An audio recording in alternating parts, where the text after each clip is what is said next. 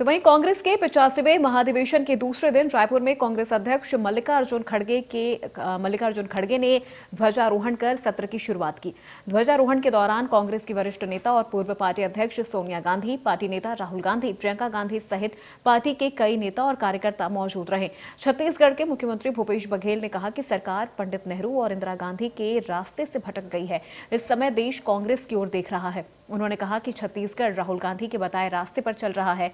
यहां नौजवान, किसान, मजदूर सहित सभी के हित में कार्य किए जा रहे हैं। इस बीच पार्टी अध्यक्ष मल्लिकार्जुन खड़गे ने कहा कि हम यहां ऐसे समय में जमा हुए हैं जब देश में लोकतंत्र और संविधान खतरे में है।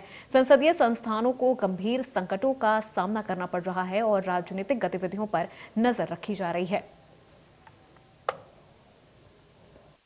कांग्रेस के डॉक्टर मनमोहन सिंह जी के नेतृत्व में और श्रीमती सोनिया गांधी जी के उनका सहकार से इस 10 साल तक एक बेहद कामयाब सरकार जो कॉमन मिनिमम प्रोग्राम को सामने रखकर चलती थी, आज उसी गठबंधन को और मजबूती देने की जरूरत है। वो तमाम दल जो बीजेपी, आरएसएस के खिलाफ लड़ने के लिए तैयार है, हम उनको भी अपने साथ लेने को तैयार है। लेकिन ये सच्चाई भी है कि हमारी सरकार के खिलाफ बहुत बड़े षड्यंत्र के तहत झूठे आरोप लगाए गए थे। कई तरह के तत्व इसमें शामिल थे। एक बेहद ईमानदार प्रधानमंत्री और एक लोकहित की सरकार को बदनाम, पर आज साल बाद सच जनता के सामने आया है। और जी ने विशेष रूप से उल्लेखनीय शक्ति, साहस और दृष्टि की स्पष्टता का प्रदर्शन किया है। कांग्रेस पार्टी को ताकत दी है। ऐतिहासिक और परिवर्तन लाने वाली भारत जोड़ो यात्रा के शुभारंभ की घोषणा कांग्रेस अध्यक्ष के रूप में सोनिया जी के अंतिम कार्यों में से एक रहा।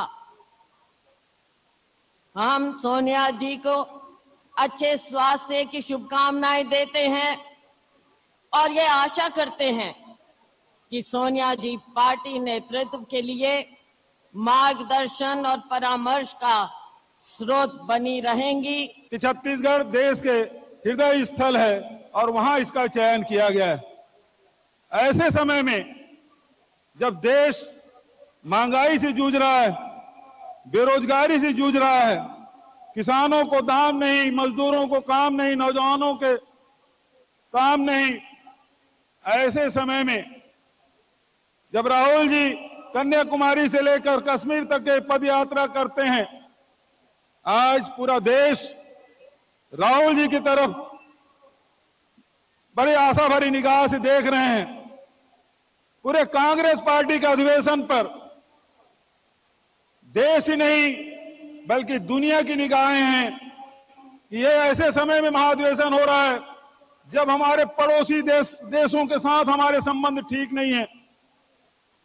नेहरू जी, इंदिरा जी के रास्ते से भटक गई है सरकार।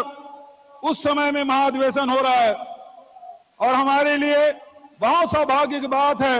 ये वीर नारायण सिंह जी की धरती, ये गुंडाधूर की धरती, ये माता कौशल्या और सबरी माता की धरती, और इसमें पूरे तमाम देश भर के अतिथियों का स्वागत करने का मुझे अवसर मिला है।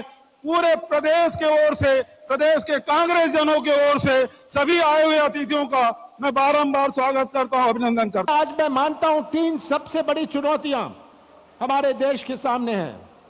बेरोजगारी, हमारी संस्कृति की रक्षा, हमारे संविधान की रक्षा। आज के नौजवान और 20 साल पहले के नौजवान में बहुत अंतर है। आज का नौजवान जो हमारे देश का, हमारे प्रदेश का निर्माण करेगा भविष्य में, अगर उसका ही भविष्य अंधेरे में रहा तो कैसा निर्माण होगा। आज बेरोजगारी सबसे बड़ी चुनौती है। नई पीढ़ी, हम करोड़ों की संख्या में हमारे बेरोजगार घूम रहे हैं, पढ़े लिखे बेरोजगार हैं, 8वीं पास बेरोजगार हैं, 9वीं पास बेरोजगार हैं, और इनकी पीड़ा आज हमें समझने की आवश्यकता है। ये बेरोजगारी जो सबसे बड़ी चुनौती है, कोई मंदिर या मस्जिद में जाने से रोजगार के नए मौके नहीं बनेंगे। रोजगार के नए मौके बनेंगे अगर हमारी सोच और हमारी योजनाएं केवल रोजगार की तरफ हों। हम बात कर सकते हैं जीडीपी की, हम बात कर सकते हैं बहुत सारे तरह तरह के आंकड़ों से, पर उन आंकड़ों में मैं जाना नहीं चाहता हूं। मैं तो कहता हूं कि बेरोजगारी की समस्या का समाधान केवल कांग्रेस पार्टी कर सकती है। और हमारी दूसरी सबसे बड़ी चुनौती जो जुड़ा हुआ है बेरोजगारी से, हमारे देश की संस्कृति। हमारे देश की संस्कृति जो जोड़ने की संस्कृति है। हम दिल जोड़ते हैं, संबंध जोड़ते हैं, रिश्ता जोड़ते हैं। ये देश की संस्कृति है, ये हमारे कांग्रेस की संस्कृति है।